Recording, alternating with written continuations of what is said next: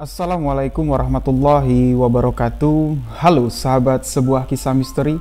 Kembali lagi bersama saya Rio Wijaya. Terima kasih kepada sahabat-sahabat yang telah mendengarkan kisah misteri yang saya ceritakan. Terima kasih juga kepada sahabat-sahabat yang selalu memberikan dukungan, memberikan support agar channel ini dapat berkembang. Terima kasih juga kepada sahabat-sahabat yang telah memberikan like, komen, dan mensubscribe channel ini.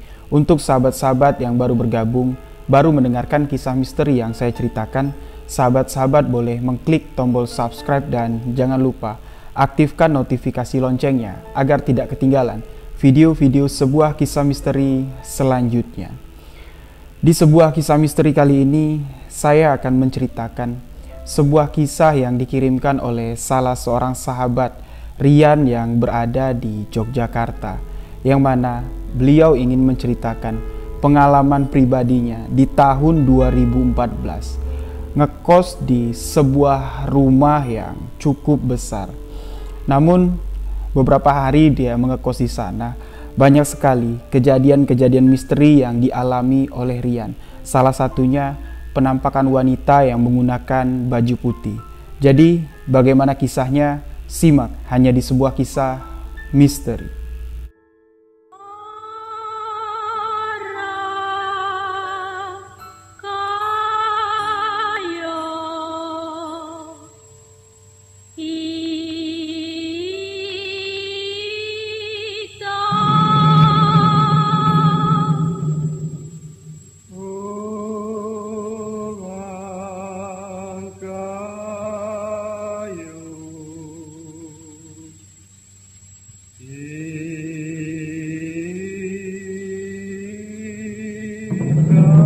Kisah ini terjadi sekitar tahun 2014 yang lalu, yang mana pada saat itu Rian tinggal di sebuah rumah kosan. Jadi sebelum saya menceritakan kisah yang dibagikan oleh sahabat kita Rian, kemarin sahabat-sahabat banyak yang bertanya kepada saya, kisah apa yang selama ini saya ceritakan dan cukup berkesan. Ini adalah salah satu kisah yang menurut saya cukup berkesan karena kisah ini dikirimkan oleh Rian sudah sekitar 1 bulan yang lalu. Namun baru 4 hari belakangan ini saya membaca email dan menuliskan kembali kisah yang dikirimkan oleh Rian untuk saya hafalkan. Nah, pada malam kemarin sekitar jam 11 malam, setelah saya membaca kembali tulisan yang saya buat berdasarkan kisah yang dikirimkan oleh sahabat kita Rian, sekitar jam 11 saya tertidur dan saya merasa ketika saya sedang tertidur, ada seorang wanita yang masuk ke dalam kamar dan membangunkan saya. Ketika saya membuka mata, sosok itu pun menghilang. Padahal saya hanya tinggal berdua dengan ayah saya di rumah ini. Ketika saya bangun, saya langsung teringat kisah yang saya baca sebelum tidur, kisah yang dikirimkan oleh sahabat kita Rian. Dan pada malam ini, ketika saya ingin mengambil video untuk menceritakan kisah yang dikirimkan Rian, dari jam 12 saya take video, banyak sekali beberapa hal yang janggal terjadi. Dan sekarang sudah jam 2 dini hari. Saya akan mencoba menceritakan kisah yang dibagikan oleh Rian. Di tahun 2014, Rian mengekos di salah satu rumah kosan yang ada di Yogyakarta, yang mana rumah itu cukup besar, memiliki 5 kamar, 3 di bagian atas dan 2 di bagian bawah. Kamar yang ada 2 di bagian bawah ditempati oleh pemilik rumah. Di sini ada sepasang suami istri yang kira-kira usianya sudah 58 tahun, hampir 60 tahun, dan seorang laki-laki yang cukup misterius. Nah, di tahun 2014 itu Rian masuk ke rumah kosan itu, yang mana dia direkomendasikan oleh salah seorang temannya karena Rian ini bukan berasal dari Yogyakarta, melainkan Rian asalnya atau aslinya adalah orang Lampung. Di tahun 2014 itu Rian yang bekerja di salah satu perusahaan swasta diminta untuk ke Yogyakarta ya, bekerja di kantor cabang yang ada di Yogyakarta. Nah, Rian ini memiliki sahabat ya ketika kuliah. Nah, sahabatnya inilah yang menyarankan Rian untuk tinggal di rumah kosan tersebut, karena lokasi rumah kosan yang ditempati Rian ini dari kantornya itu cukup dekat. Hanya berjarak sekitar, ya, kalau berjalan kaki sekitar 10 sampai 15 menit. Ya, jadi pada saat itu di tahun 2014 Rian tidak memiliki kendaraan dan dia memutuskan untuk tinggal di sana. Ketika dia masuk ke rumah kosan itu, dia bertemu dengan sepasang suami istri yang berusia kurang lebih hampir 60 tahun dan Rian langsung menanyakan harga sewa kamar. Rian langsung diajak berkeliling oleh pemilik rumah, pemilik kosan untuk melihat-lihat kamar yang ada di sana. Begitu Rian masuk, dari pintu depan terdapat sebuah ruang keluarga yang cukup besar. Di bagian depan terdapat kursi panjang, kursi tamu dan sebuah TV. Di samping TV itu ada sebuah piano klasik.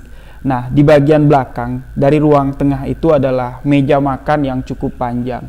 Rian mengatakan memiliki 6 kursi. Setelah meja makan, di situ ada seperti lorong kecil yang menuju ke dapur dan kamar mandi di lantai bawah.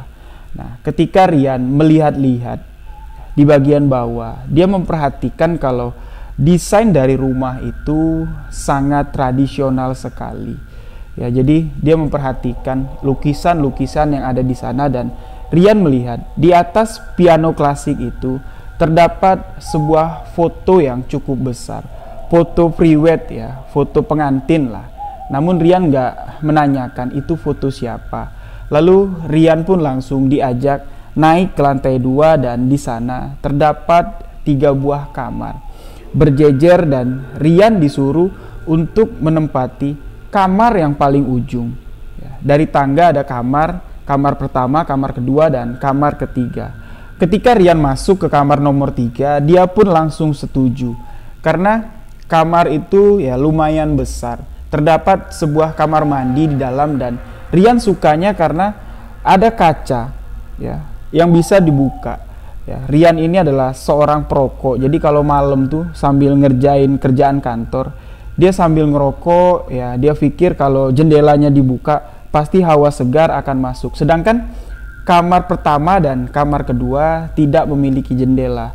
Nah, Rian langsung setuju untuk menempati kamar nomor 3. Tapi di sini Rian nggak tahu apakah kamar pertama dan kedua ini ada penghuninya atau ada anak kos lain yang menempati. Dia tidak menanyakan hal itu.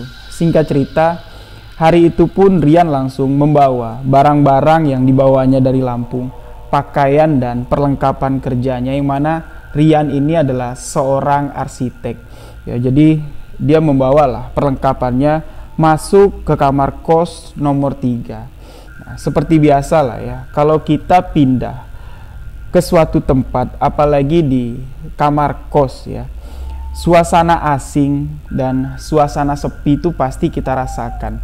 Apalagi rumah yang cukup besar ya, pada saat malam hari keadaannya sangat sunyi sekali. Rian sama sekali tidak pernah mendengar aktivitas yang ada di rumah itu sudah ketika malam. Jadi ya sekitar jam 7 sampai jam 8 ya, tidak ada aktivitas lagi.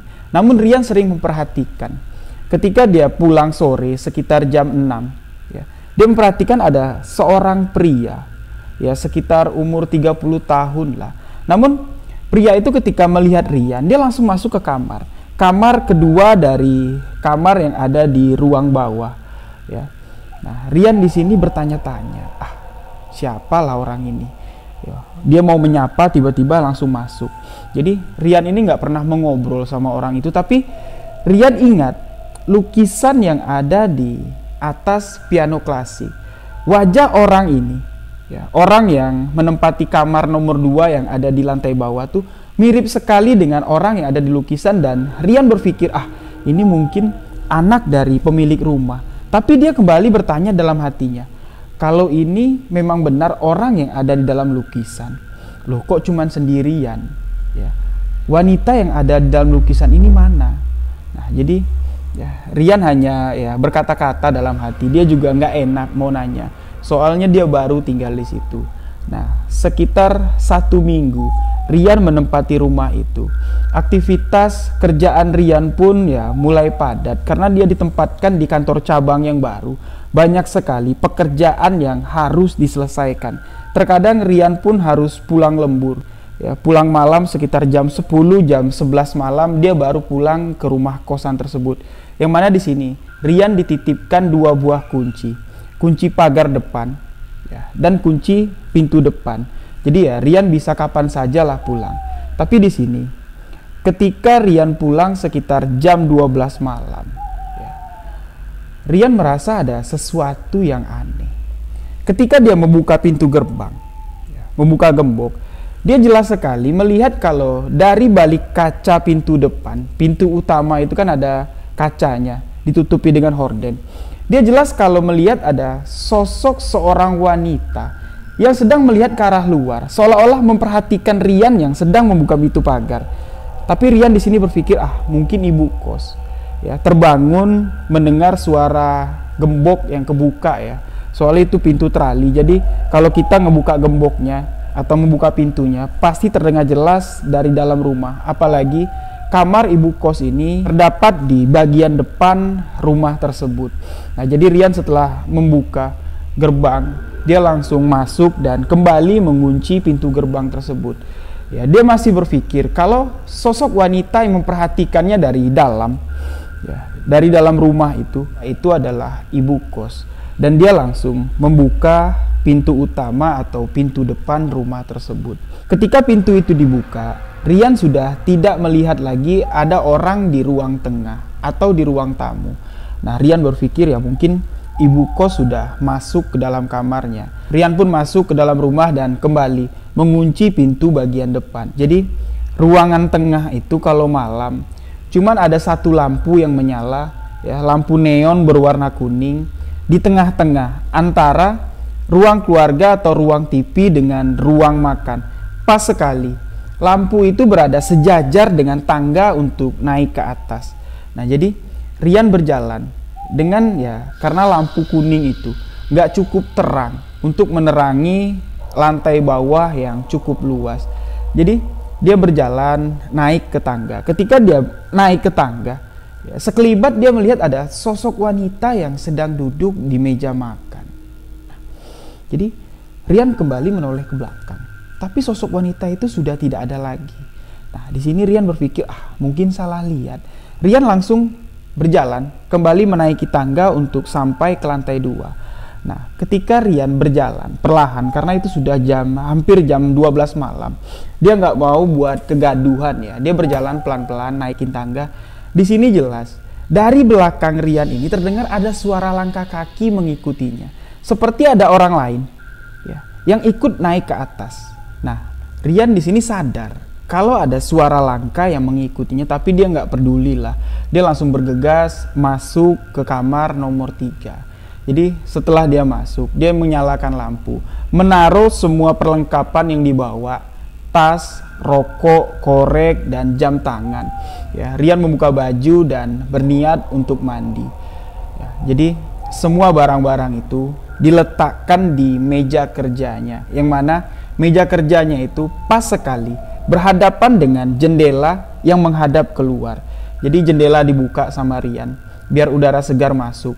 Dia menaruh semua barang-barangnya dan bergegas untuk mandi. Nah, selesai Rian mandi, dia langsung menggunakan pakaian santai. Ya, pakaian untuk tidur lah, menggunakan celana pendek dan kaos oblong. Di sini Rian berniat untuk mengecek laptopnya karena dia ingin tahu apakah masih ada kerjaan yang belum selesai. Kalau belum selesai malam itu, Rian berniat untuk menyelesaikannya karena dia nggak mau besok sampainya di kantor dia terburu-buru untuk menyelesaikan tugas. Nah, jadi dia kembali ke meja kerjanya, membuka laptop, dan di sini Rian masih ingat jelas kalau tas ditaruhnya di sebelah kanan. Di dekat lampu kerjanya ada lampu seperti lampu belajar. Pas di bawahnya Rian menaruh jam tangan, sebungkus rokok, dan korek api. Nah, jadi Rian membuka tasnya, mengambil laptop dan membuka laptop tersebut. Jadi Rian ini mencari di mana korek apinya. Sedangkan di situ jam tangannya ada, rokoknya ada, tapi korek apinya hilang. Padahal dia ingat jelas kalau korek api itu ditaruh di atas kotak rokok.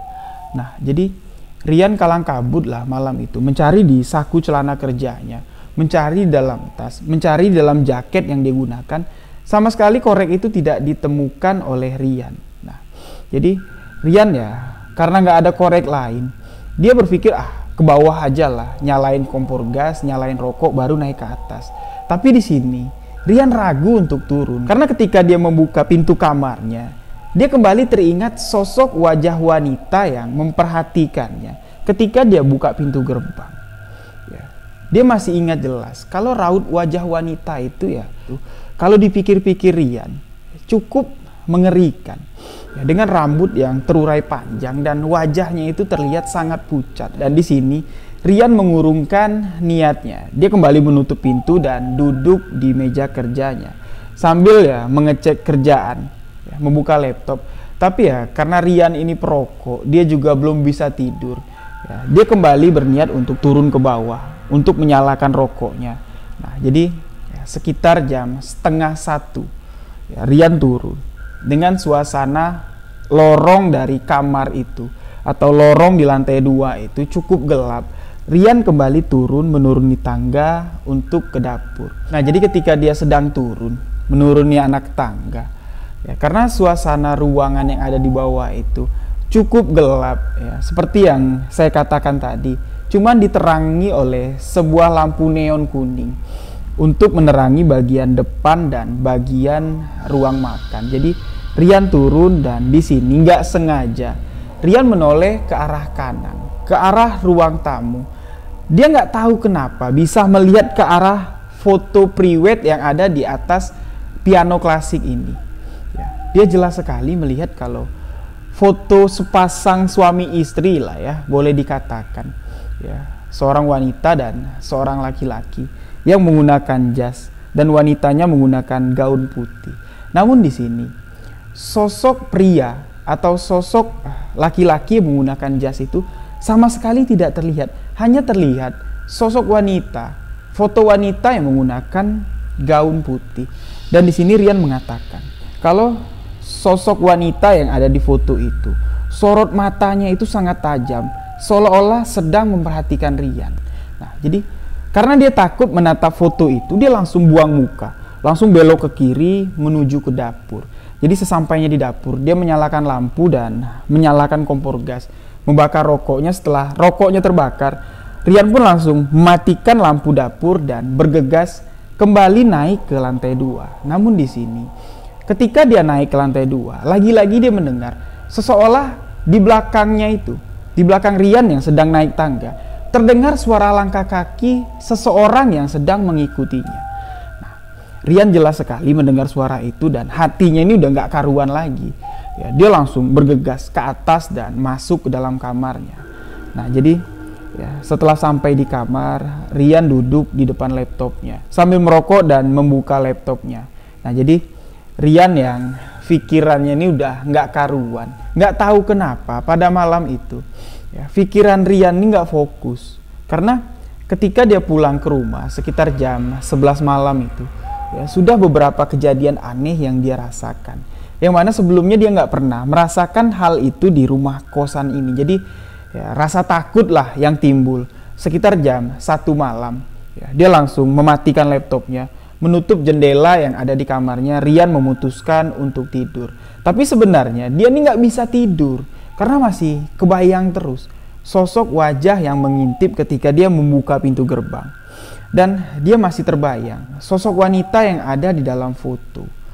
Nah, jadi ya, sekitar jam 1 malam itu dia mencoba untuk tidur dan akhirnya Rian bisa tertidur. Pagi-pagi sekali, seperti biasa dia bangun untuk sholat subuh dan kembali membuka laptopnya untuk melanjutkan mengecek pekerjaannya.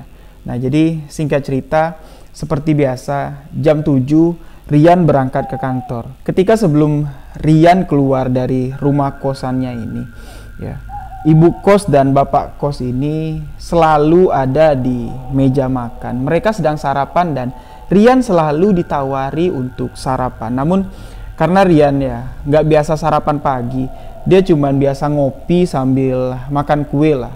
Ya, karena kalau dia sarapan pagi, perut itu nggak cocok. Jadi dia menolak setiap ajakan ya, bapak dan ibu kos untuk sarapan. Singkat cerita dia langsung bergegas berangkat ke kantor. Nah, pada hari itu Rian kembali lembur. Dia kembali ke rumah kos itu sekitar jam setengah 12 malam. Seperti biasa, di jam setengah 12 malam, lingkungan dari rumah kos Rian ini cukup sepi. Rumah yang cukup besar itu terlihat gelap karena cuma ada satu lampu penerangan yang berada pas di depan pintu masuk. Nah, lagi-lagi di sini ketika Rian sedang membuka gembok yang ada di pagar itu, membuka pagar untuk masuk ke dalam rumah, ya, dia melihat jelas sosok wanita sedang memperhatikannya dari dalam rumah, dari balik pintu. Karena di atas pintu utama itu terdapat sebuah lampu. Jelas sekali kalau sosok wanita itu sedang menatap Rian yang sedang berada di luar pagar. Nah, di situ pada malam itu Rian melihat kalau sosok wanita ini bukanlah ibu kos. Rian jelas sekali melihat kalau wanita yang sedang memperhatikannya itu adalah sosok wanita muda dengan rambut yang terurai panjang dan wajahnya itu ya pucat sekali. Rian sempat bertanya-tanya di dalam hati, loh kok ada cewek di dalam rumah, sedangkan yang tinggal di rumah itu cuma 3 orang. Ibu pemilik kos, suaminya, dan seorang laki-laki yang misterius. Nah, jadi ya, Rian langsung mendekati pintu utama dan membuka pintu itu. Lagi-lagi ketika dia membuka pintu, sosok wanita yang dilihat Rian ini sudah tidak ada lagi. Nah, jadi dia langsung bergegas mengunci pintu dan naik ke atas kamar, naik ke lantai 2 menuju kamarnya. Nah, jadi ya, seperti biasa Rian kembali menaruh laptopnya, menaruh tas laptopnya, menaruh rokok, korek api, dan jam tangan di atas meja kerjanya. Rian lekas membuka bajunya dan segera mandi. Lagi-lagi di sini, ya, sebuah keanehan terjadi. Ya, ketika dia keluar, dia terkejut melihat jendela kamarnya itu terbuka. Sedangkan ketika dia pulang, sama sekali dia belum membuka jendela yang tepat berada di depan meja kerjanya. Nah, di sini ya, Rian bertanya-tanya dalam hati, kok jendelanya bisa kebuka sendiri, sedangkan jendela kamar itu ya, terkunci rapat. Jelas sekali ketika dia sedang menaruh tas, nah jendela itu masih tertutup rapat. Ya, jadi Rian kembali menutup jendela yang terbuka, dan pada hari itu, pada malam itu, Rian cukup lelah karena banyak sekali pekerjaan yang harus diselesaikannya di kantor. Beliau pun memutuskan untuk segera tidur. Ya, sekitar jam setengah 2, Rian terbangun mendengar suara yang cukup aneh. Jadi dari lantai bawah, Rian ini mendengar ada suara seseorang yang sedang memainkan piano. Jadi Rian duduk di atas tempat tidurnya, memperhatikan, mendengarkan suara piano itu, dan jelas sekali memang seperti ya ada orang yang sedang memainkan piano. Jadi Rian penasaran, jam setengah 2 pagi, siapa yang memainkan piano? Jadi ya dia berniat untuk melihat, mengintip siapa yang sedang bermain piano. Jadi Rian pelan-pelan membuka pintu kamarnya, berjalan menuruni anak tangga, dan begitu sampai ke tengah-tengah anak tangga, Rian sangat terkejut karena dia melihat di depan piano klasik yang terdapat di ruang depan, di ruang tamu. Rian jelas melihat ada 2 orang yang duduk di sana, seorang laki-laki dan seorang wanita yang menggunakan pakaian putih berambut panjang. Nah, jadi Rian memperhatikan, loh, kok ada laki-laki dengan perempuan yang sedang main piano. Nah, laki-laki yang sedang duduk di sana itu, Rian bisa memastikan, ya, terlihat jelas dari bentuk badannya, Rian bisa memastikan kalau itu adalah laki-laki yang misterius yang tinggal di rumah tersebut. Nah, jadi Rian penasaran, ingin memastikan, ini wanitanya siapa. Ya, Rian kembali menuruni anak tangga, ya, berniat untuk mendekati orang yang sedang duduk, yang sedang memainkan piano itu. Namun laki-laki ini sadar kalau ada orang yang sedang turun, memperhatikan mereka, dan langsung menoleh ke belakang. Laki-laki itu langsung berdiri dan langsung masuk ke kamarnya, sama sekali nggak menyapa Rian. Dan di sini alangkah terkejutnya Rian ketika sosok laki-laki ini berdiri. Sosok wanita yang menggunakan baju putih yang duduk di sampingnya itu tiba-tiba menghilang. Menghilang secara tiba-tiba ketika laki-laki itu berdiri. Nah, jadi Rian yang menyaksikan kejadian ini, dia langsung bergegas masuk ke dalam kamarnya dan dia berpikir, ya, apakah mimpi yang dilihatnya? Jadi sosok laki-laki ini sedang duduk dengan seorang wanita. Kok ya tiba-tiba ya, laki-laki ini berdiri, meninggalkan piano ini, meninggalkan wanita yang sedang duduk ini masuk ke dalam kamar. Seketika wanita itu pun ikut menghilang, nggak tahu hilangnya kemana. Jadi ya, Rian sudah berpikir kalau memang wanita ini adalah wanita yang sering dilihatnya ketika dia pulang malam, mengintip dari balik pintu. Nah, di sini, di dalam hatinya, Rian bertanya-tanya, siapakah sosok wanita ini? Jadi, ya, keesokan harinya seperti biasa, Rian melakukan aktivitasnya. Namun, ketika ya, pagi hari jam 7, Rian turun dari kamarnya untuk berangkat ke kantor. Ya, seperti biasalah ketika dia sampai ke bawah, ya, suami istri pemilik kosan ini langsung menawarinya, ayo nak, sini nak, sebelum berangkat sarapan dulu. Kamu selama di sini nggak pernah mau ibu tawarin sarapan. Nah, pagi itu, ya, karena Rian ini penasaran tentang sosok laki-laki misterius yang dilihatnya semalam, ya, dia langsung ikut bergabung dengan keluarga itu untuk sarapan. Nah, namun di sini aneh, ya, ketika Rian menunggu sudah sekitar 20 menit.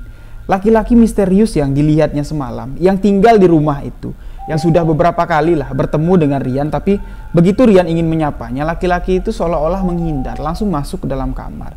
Jadi ya, sebenarnya Rian berniat untuk menanyakan siapa sebenarnya laki-laki itu dan sebenarnya itu foto siapa. Foto sepasang suami istri, ya, atau foto priwet yang ada di atas piano. Namun di sini karena ya sudah setengah 8 pagi, Rian takut terlambat. Dia mengurungkan niatnya langsung pamitan untuk berangkat ke kantor. Pada hari itu, ya, walaupun kerjaan Rian banyak, ya, dia memutuskan untuk menyelesaikan semua pekerjaannya di kamar kos saja karena dia nggak mau lagi pulang lembur tuh nggak mau karena 2 kali, ya, 2 hari berturut-turut ketika dia pulang malam sekitar jam 11, jam 12 malam. Dia mendapati sosok wanita yang mengintipnya dari balik pintu. Di situ membuat Rian takut untuk pulang malam lagi. Sekitar jam 6 sore, Rian sudah ada di rumah kos tersebut, sudah ada di dalam kamarnya. Ya, dia mengerjakan tugasnya yang seharusnya Rian selesaikan di kantor.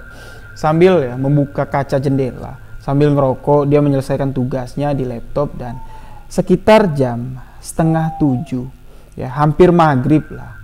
Rian mendengar dari kamar sebelah seperti ada suara wanita yang sedang menembangkan lagu Jawa.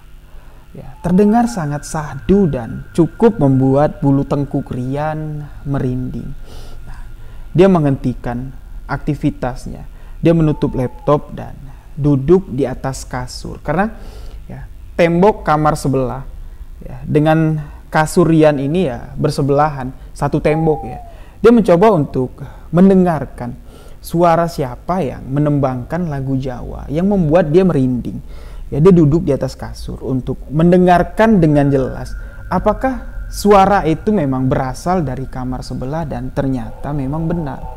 Suara yang didengar Rian, suara wanita yang sedang menembangkan lagu Jawa itu ya terdengar dari kamar sebelah. Namun ketika azan maghrib berkumandang, suara itu pun tiba-tiba menghilang.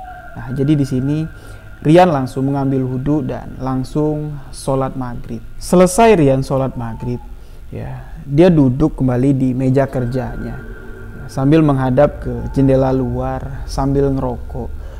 Dia memikirkan kejadian-kejadian aneh yang dialaminya beberapa hari ini di rumah kos tersebut. Ya, sebenarnya Rian ini pingin sekali bertanya kepada ibu dan bapak kos. Sebenarnya pria yang dilihat Rian yang tinggal juga di rumah kos itu siapa? Dan Rian ingin menanyakan tentang foto siapa yang ada di atas piano tersebut. Nah, jadi ya, karena hari masih ya sekitar jam 7, ya, Rian berniat untuk turun ke bawah. Yang mana tahu di bawah bapak sama ibu kos ini ada. Jadi ya Rian turun ke bawah, namun ketika sampai di bawah bapak sama ibu kos ini nggak ada, nggak tahu pergi kemana. Jadi ya Rian ke dapur. membuat segelas kopi dan kembali masuk ke dalam kamarnya. Namun sebelum Rian sampai ke kamarnya, melewati kamar nomor 2, lagi-lagi Rian mendengar jelas ada suara seorang wanita yang sedang menyanyikan tembang Jawa. Ya, suara yang sangat merdu dan lagu yang cukup membuat bulu tengkuk Rian nih merinding. Nah, jadi ya, dengan rasa penasaran, sebenarnya suara apa ini? Sedangkan Rian dari bawah, nggak ada siapa-siapa, nggak ada orang di bawah. Kok ketika sampai di atas, di kamar nomor 2 ini terdengar suara wanita. Yo, kalau mungkin anak kos yang tinggal di sini, ya nggak mungkin wanita. Sedangkan kos yang ada di sana, kos khusus untuk laki-laki. Jadi Rian penasaran, dia naruh kopinya di meja kerja dan kembali keluar. Ya, dia berniat untuk mengecek sebenarnya siapa yang ada di dalam, siapa yang ada di dalam kamar nomor 2. Nah, di sini Rian mencoba untuk membuka pintu kamar nomor 2 dan ternyata pintu itu tidak dikunci. Ya, ketika pintu itu dibuka, dengan suasana yang gelap karena lampu kamarnya nggak nyala, ya, tepat di hadapan Rian terdapat sebuah meja rias dengan kaca dan sebuah kursi, dan Rian melihat di depan kaca itu ada seorang wanita yang tengah duduk sambil menyisir rambutnya menghadap ke kaca, dan Rian bisa melihat dengan jelas kalau wanita itu adalah wanita yang dilihatnya sedang bermain piano dan wanita yang sering mengintipnya ketika pulang malam dari balik pintu utama atau pintu depan. Rian jelas sekali melihat wanita itu ya sambil nyisir rambut menghadap ke kaca sambil nembang Jawa. Terdengar jelas sekali suaranya dan Rian dikejutkan oleh seseorang yang menepuk pundaknya. Ternyata orang yang menepuk pundak Rian itu adalah laki-laki yang misterius. Ketika Rian menoleh karena kaget ada yang menepuk pundaknya, menoleh ke belakang melihat laki-laki itu dan kembali melihat ke arah dalam kamar, sosok wanita misterius ini pun sudah menghilang. Nah, jadi laki-laki yang misterius ini ya, selama hampir 2 minggu lah Rian tinggal di rumah itu. Baru pada malam inilah ya, laki-laki itu menegur Rian dan berbicara dengan Rian. Mas, sampean ngapain buka kamar ini? Kamar sampean kan di sebelah. Yaudah, sampean balik aja ke kamar sebelah dan saya pesan, jangan sekali-kali lagi untuk membuka kamar nomor 2 ini. Nah, jadi ya Rian dengan rasa nggak enak lah ya, dia langsung masuk ke kamarnya dan ketika sampai di kamar, ya walaupun dengan keadaan yang gelap, Rian dapat melihat dengan jelas kalau isi kamar nomor 2 itu persis seperti kamar pengantin baru, dan beberapa barang-barang yang ada di sana pun masih terbungkus dengan plastik. Nah, di sini Rian menaruh curiga. Ya, pasti ada apa-apanya. Kok laki-laki misterius ini tahu ketika pintu kamar nomor 2 terbuka, sedangkan ya, ketika Rian turun ke bawah, jelas sekali di bawah itu tidak ada siapa-siapa. Nah, jadi ya, keesokan harinya ya, Rian mulai untuk mencari informasi tentang rumah tersebut. Ya, dia menanyakan dengan beberapa orang-orang yang ada di sekitar. Jadi setelah Rian pulang kerja, sekitar jam 5, setengah 6 sore, dia nggak langsung pulang ke rumah kosnya. Jadi dia muter-muter dulu sekitaran tempat kosnya itu. Dan Rian duduk di sebuah warung kopi. Jadi dia memesan segelas kopi dan duduk di warkop tersebut. Nah, pemilik warkop ini karena melihat Rian ini asing ya, menanyakan, "Sampean dari mana, Mas? Tinggal di mana?" Ya, Rian menjawab, "Ya, saya tinggal di rumah kos di depan, Pak." "Rumah yang mana?" "Itu rumah yang besar." Pemilik warkop ini ketika tahu kalau Rian ini tinggal di rumah kos itu, ya wajahnya itu agak sedikit kaget, namun dia nggak berkata apa-apa. Rian tahu ya dari raut wajah pemilik warkop ini, dia seperti menyembunyikan sesuatu. Dan disinilah Rian mulai menggali informasi tentang rumah tersebut. Ya, dia menanyakan kepada bapak-bapak pemilik warkop ini, "Yo, maaf Pak, sebelumnya saya kan baru di sini.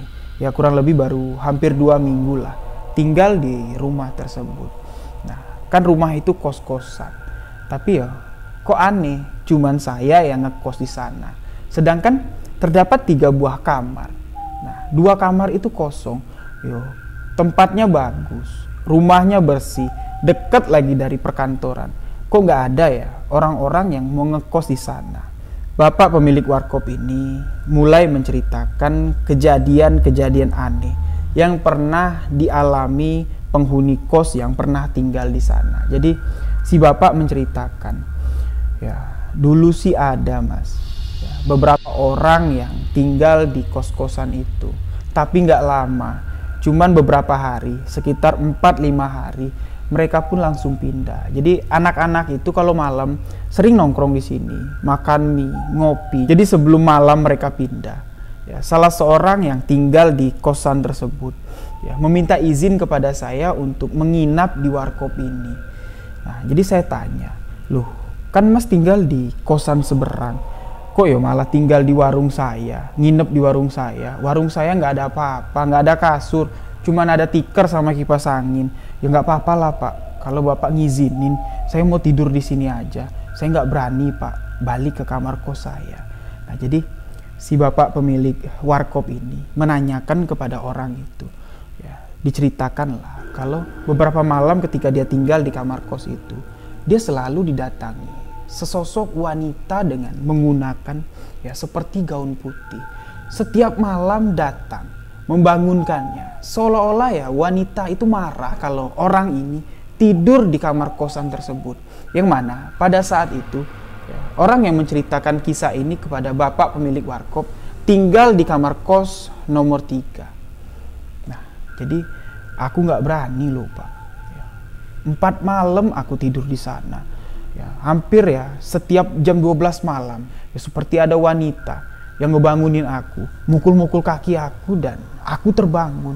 Aku melihat di hadapanku tuh ya sosok yang cukup mengerikan, dengan wajah yang putihnya itu ya kayak putih mayit pak, dengan rambut yang terurai panjang, dan matanya itu ya cukup mengerikan. Nah wanita itu seolah-olah marah ya, dia menyuruh aku untuk keluar, dia bilang ya, sambil menuju ke arah pintu. Nah jadi besok aku mau pindah. Jadi aku nggak berani lah pak, malam ini aku tidur di sana, nanti wanita itu datang. Ya nggak tahu lah aku pak, itu wanita dari mana. Yang jelas, ya, dia bilang cukup menyeramkan. Nah itu baru satu kisah yang diceritakan oleh bapak pemilik warkop. Nah jadi mas, sebelum kamu yang tinggal di sana, baru-baru ini, ya, kosan itu baru kosong sekitar ya belum 1 bulan lah. Jadi ada orang kantoran juga yang menempatinya, tapi nggak sampai lama, ya kurang lebih 10 hari lah. Ya, tiba-tiba dia pindah. Sama juga, ya, orang kantoran itu sering nongkrong di sini kalau sore-sore, ya, sering makan bubur kacang, sering makan Indomie di sini, dan dia juga sering menceritakan beberapa kejadian aneh yang terjadi di rumah itu. Ya, dia sering mendengar ya, suara dentingan piano di tengah malam, dan dia juga sering mendengar suara rintian tangis dari kamar nomor 2. Nah, jadi kamar nomor 2 ini memang tidak pernah dihuni oleh anak kos.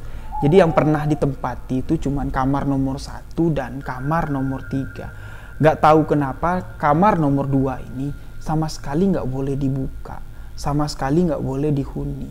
Nah jadi ya, orang yang hanya tinggal 10 hari di rumah kosan itu sama aja dengan orang yang sebelumnya diganggu sosok wanita menggunakan gaun putih yang marah, seolah-olah menyuruh dia pindah. Tapi ya, kejadian atau gangguan yang dialami oleh orang ini cukup ekstrim. Jadi sekitar jam 10 malam ya, dia ingin membuat kopi ke dapur. Ketika dia menuruni anak tangga, sesampainya di lantai bawah, dia melihat ada seorang wanita yang sedang duduk di atas meja makan, menghadap ke belakang. Jadi cuman terlihat ya, bagian pundak yang tertutup oleh rambut yang terurai panjang. Nah jadi orang ini ya, gak tahu itu siapa. Ya, dia berpikir mungkin ibu kos. Ya, dia berjalan lewat di belakang sosok wanita itu. Tapi ketika dia sampai pas di belakang sosok wanita itu, kakinya itu berhenti, gak bisa dilangkahkan lagi, dan sosok wanita ini menoleh ke hadapannya dengan wajah yang sangat menyeramkan, wajah yang hancur dengan bola mata yang hampir keluar. Nah, dia cuma bisa menatap wajah yang menyeramkan itu tanpa bisa berbuat apa-apa. Nah, tapi di sini ya, dia dikejutkan oleh seorang pria yang misterius yang tinggal di rumah itu. Nah, orang yang tinggal 10 hari di rumah kosan ini ya, terkejut karena ditepuk baunya, dan ketika dia melihat ke meja makan, sosok wanita itu sudah tidak ada lagi. Dan pria yang misterius ini, pria yang menepuk baunya itu berpesan, "Mas, kalau bisa sampean tuh kalau malam-malam yo jangan keluyuran lagi, yo istirahat lah." Jadi ya, orang ini pun mengatakan, "Yo maaf mas, saya cuma mau ke dapur, mau nyeduh kopi. Yo monggo lah kalau mau nyeduh kopi, ya silakan, tapi yo habis itu naik ke atas." Jadi ya, pria yang terkejut karena melihat sosok wanita yang sangat menyeramkan yang duduk di kursi meja makan, dia langsung mengurungkan niatnya untuk menyeduh kopi dan bergegas naik ke atas. Nah, pada malam itu juga ya, dia kembali terbangun di tengah malam ya, karena jendela kamarnya itu tiba-tiba terbuka, dan ketika dia menoleh, jelas sekali dia melihat ada sosok wanita yang sedang berdiri di balik jendela tersebut, dan jelas sekali wanita itu mengambang. Nah, jadi tinggi lantai 2 ya, dari luar lah ya, dari tanah sampai ke jendela lantai 2. Jendela kamar nomor 3 itu cukup tinggi, hampir 4 meter. Ya nggak mungkin lah ada wanita yang tingginya 4 meter. Namun ya, dia cuma melihat dan wanita itu tiba-tiba menghilang. Setelah dia mengalami peristiwa itu, dia memutuskan untuk pindah. Dan Rian pun ya, menanyakan kepada bapak pemilik warkop ini, "Loh kok yo sama dengan yang saya alami pak. Beberapa malam belakangan ini, saya juga diganggu dengan sosok wanita yang menggunakan pakaian putih." "Loh, itu siapa ya pak?" Nah, saya juga mau nanya sama bapak. Ada seorang laki-laki yang umurnya sekitar 30 tahun yang tinggal di rumah itu. "Ya, itu siapa ya pak? Sangat misterius sekali. Ya, ketika bertemu, ya saya mau menyapa. Orang itu langsung begitu saja melengos ya. Seperti nggak mau diajak ngobrol lah." Nah, saya juga melihat ya, di dalam rumah itu terdapat sebuah foto. Ya, foto sepasang suami istri. Nah, itu siapa ya pak? Soalnya ya, wanita yang ada di foto itu saya rasa mirip dengan sosok yang mengganggu saya. Jadi bapak ini menceritakanlah apa yang sebenarnya dulu pernah terjadi di rumah tersebut. Jadi laki-laki yang misterius yang dikatakan oleh Rian ini adalah menantu dari pemilik rumah tersebut. Nah, jadi mereka baru menikah sekitar 2 minggu dengan anak pemilik kosan ini, yaitu wanita yang ada di foto. Jadi 2 minggu mereka menikah, dan secara tiba-tiba istri dari pria misterius ini, anak dari pemilik kos-kosan ini pun meninggal dunia. Nggak tahu apa sakitnya, nggak tahu apa sebabnya, meninggal secara tiba-tiba. Nah, jadi setelah kejadian ini, setelah wanita itu meninggal dunia, laki-laki misterius ini pun tetap tinggal di rumah tersebut. Nggak tahu apa alasannya ya, karena status dia menantu. Nah, mendiang istrinya sudah meninggal. Yang biasanya laki-laki yang seperti itu akan meninggalkan rumah mertuanya, akan kembali ke rumahnya sendiri. Tapi nggak tahu kenapa pria misterius itu masih menetap di rumah tersebut. Nah, setelah kematian istrinya ya, pria misterius ini pun ya menjadi seorang yang misterius. Yang tadinya ya, ketika mereka baru menikah, laki-laki ini sebenarnya orang yang ramah. Ya, ketika ketemu di jalan, dia selalu menyapa. Orangnya juga baik. Tapi ya setelah istrinya meninggal, wataknya berubah. Dia lebih memilih ya, setelah pulang kerja langsung ke rumah dan gak pernah keluar lagi. Nah, jadi warga pun sering melihat beberapa kejadian aneh yang terlihat di rumah tersebut. Beberapa warga pernah melihat sesosok wanita sering keluar masuk pada tengah malam ya. Wanita dengan seperti menggunakan gaun berwarna putih ya, keluar masuk rumah tersebut dan tiba-tiba menghilang. Dan beberapa warga yang pernah lewat pada malam hari sering melihat dari jendela atas, dari jendela kamar nomor 3, sering terlihat wanita yang sedang mengintip ya, seolah-olah sedang menyisir rambutnya. dan juga sering terdengar suara tembang Jawa. Seorang wanita yang menembangkan lagu Jawa, dan lagu itu ketika didengarkan membuat bulu tengkuk merinding. Jadi Rian pun menceritakan, saya juga merasakan hal yang sama, Pak. Jadi tukang warkop ini menyimpulkan kan kalau gangguan sosok wanita itu adalah arwah penasaran dari anak pemilik kosan ini. Nah, setelah Rian mendengarkan cerita dari pemilik warkop ini tentang beberapa kejadian aneh yang pernah terjadi di rumah kosan tersebut, Rian pun berpamitan untuk pulang. Jadi dia pulang sekitar jam setengah 8, jam 8 malam lah. Dia masuk seperti biasa. Tidak ada satu orang pun yang ada di ruang tengah. Ibu dan bapak kos sudah ada di kamar dan pria misterius ini nggak tahu ada di mana. Rian langsung naik atas tangga, masuk ke kamarnya dan seperti biasa meletakkan barang-barangnya di atas meja kerja dan Rian langsung mandi. Selesai mandi, Rian pun duduk di atas kasurnya. Dia memikirkan apa yang diceritakan oleh bapak pemilik warkop. Dan dalam hatinya pun dia penasaran, apa emang iya arwah dari anak pemilik kosan ini yang meninggal dengan status pengantin baru itu gentayangan, mengganggu anak-anak kos yang tinggal di sini. Gak mungkin lah. Nah, jadi Rian ini pernah mendengar mitos kalau rumah angker atau tempat yang ada dihuni makhluk halus, kalau kita ingin membuktikannya, jadi pada malam hari kita harus tidur di depan pintu dengan cara memalang.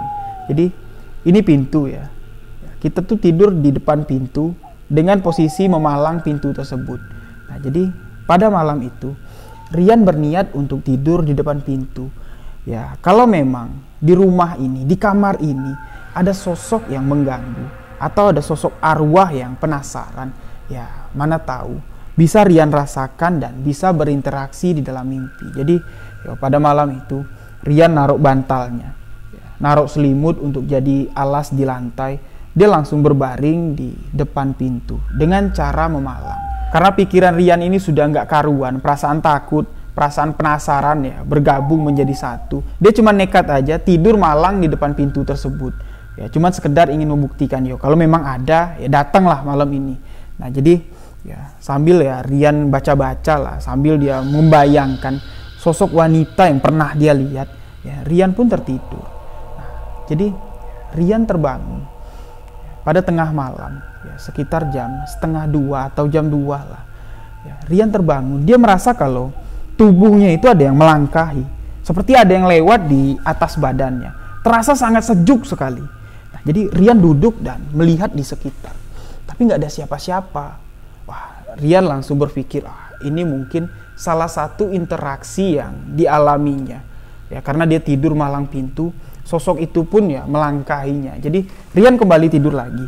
Nah, ketika dia sudah tertidur, barulah di sini Rian mengalami sesuatu yang menurut Rian ini antara mimpi atau nyata. Dia sama sekali nggak bisa memastikannya. Seperti bermimpi lah. Dia bermimpi masuk ke kamar nomor 2, bertemu dengan seorang wanita yang sedang duduk di meja rias sambil menyisir-nyisir rambutnya. Nah, jadi Rian berjalan mendekati wanita itu dan wanita itu menoleh ke arah Rian dan tersenyum. Di sini wanita yang ditemui Rian sempat mengatakan beberapa hal kepada Rian. Wanita itu meminta Rian untuk meninggalkan kamar nomor 3. Dia mengatakan kalau kamar itu adalah kamar pengantin baru, tempat dia bersama suaminya untuk bulan madu. Nah, jadi Rian terbangun setelah mendapat mimpi itu. Keesokan harinya, pada pagi-pagi sekali, Rian langsung menemui bapak dan ibu pemilik kosan. Dia langsung tutup poin, menanyakan peristiwa yang terjadi di rumah ini. Dia langsung menunjuk, mohon maaf Pak, mohon maaf Bu, saya ingin bertanya, sebenarnya itu foto siapa? Laki-laki itu siapa dan wanita itu siapa? Nah, jadi di sini barulah bapak dan ibu kos itu menceritakan semuanya kepada Rian. Beliau mengatakan kalau wanita yang ada di foto itu adalah anak perempuan kami. Dan laki-laki yang ada di sampingnya adalah suami dari anak kami itu. Tapi naas, baru 2 minggu mereka menikah, anak kami meninggal dunia. Nah jadi mohon maaf sebelumnya Nak Rian. Mungkin pertanyaan kamu ini kami sudah bisa tahu sebenarnya tujuan pertanyaan kamu ini kemana. Pasti kamu sudah bertemu dengan Ningsih, almarhumah anak kami.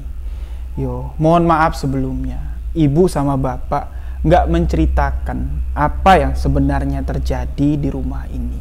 Jadi sebenarnya rumah kami ini bukan untuk dikos-kosin, tapi karena kami cuma tinggal bertiga, yang mana suami dari almarhumah anak saya ini memang lebih banyak menghabiskan waktu di dalam kamar.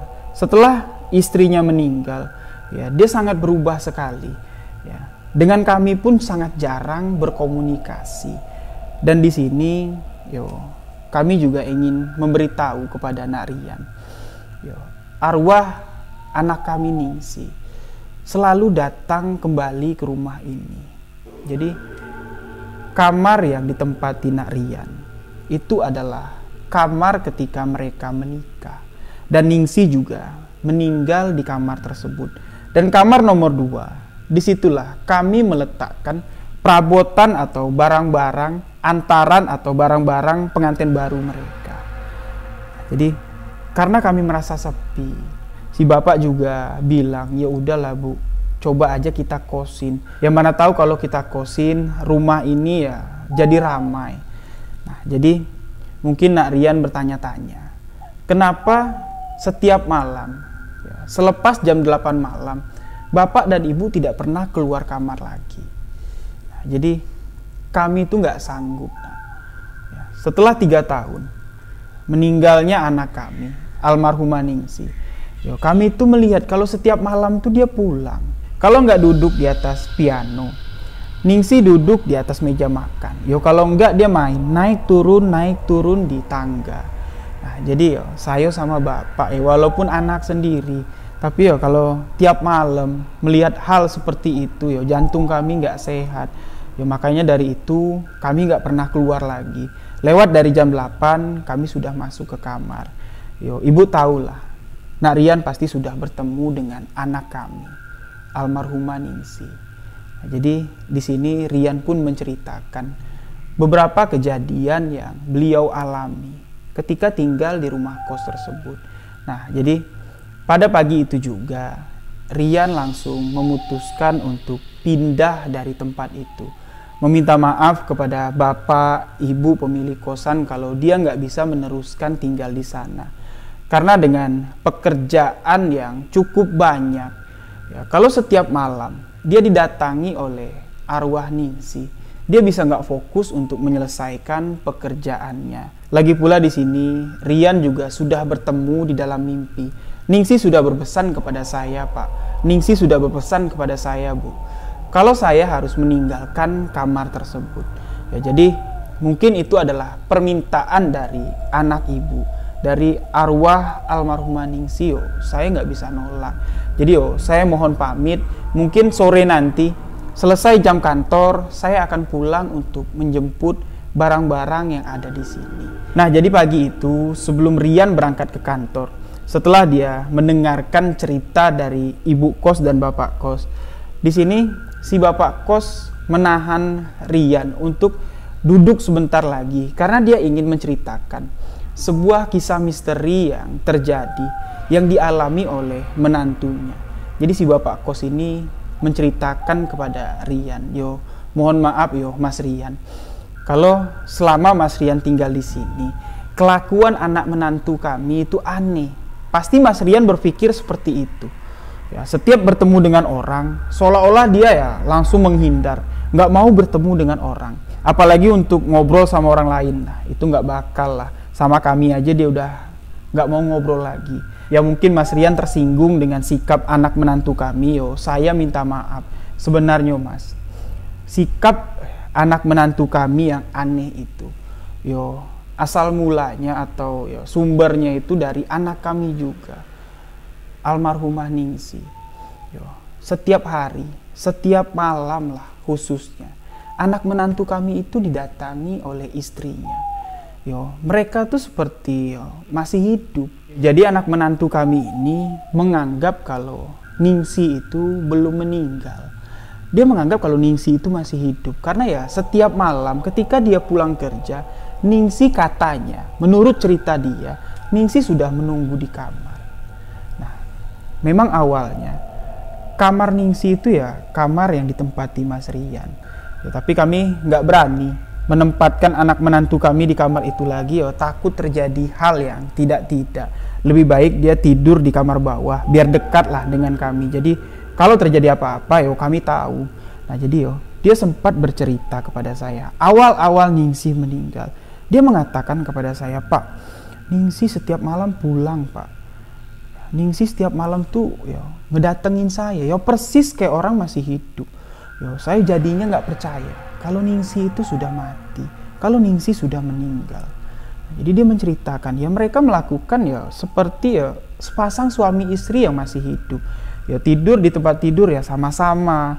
Ketika suaminya ini selesai mandi, arwah dari Ningsih ini menurut cerita suaminya ini menyiapkan pakaian ganti untuk suaminya. Nah di sini bapak mertuanya atau bapak pemilik kosan ini mengatakan kalau anak menantunya ini sudah stres karena belum bisa menerima kalau istrinya sudah meninggal dunia. Nah semenjak kejadian itulah anak menantunya ini tidak mau pindah dari rumah tersebut. Dia mengatakan kalau Ningsih itu belum mati, Ningsih masih hidup, masih ada di rumah ini. Nah di sini Rian baru tahu sikap aneh dari pria misterius ini karena gangguan arwah dari istrinya. Nah jadi setelah hari itu pun Rian pindah dari rumah kos tersebut. Nah setelah dia pindah, dia pun tidak pernah lagi mengalami peristiwa-peristiwa aneh. Karena tempat kosnya yang baru ini cukup aman dan membuat Rian nyaman. Nah jadi demikianlah sebuah kisah misteri yang dibagikan oleh sahabat kita Rian yang ada di Yogyakarta. Terima kasih kepada Mas Rian yang telah membagikan kisah misteri yang menurut saya cukup menarik. Pengalaman misteri yang cukup menarik untuk dibagikan. Untuk sahabat-sahabat yang ingin membagikan pengalaman misteri yang sahabat alami, boleh kirimkan ke alamat email sebuahkisahmisteri@gmail.com. Jangan lupa follow akun Instagram saya rio.wijaya91. Mohon maaf jika ada salah-salah kata, salah-salah penyampaian dari kisah yang saya bagikan kali ini. Demikianlah sebuah kisah misteri kali ini. Terima kasih untuk sahabat-sahabat yang telah mendengarkan. Saya Rio Wijaya mengucapkan wabillahi taufik walhidayah. Wassalamualaikum warahmatullahi wabarakatuh. Salam sebuah kisah misteri.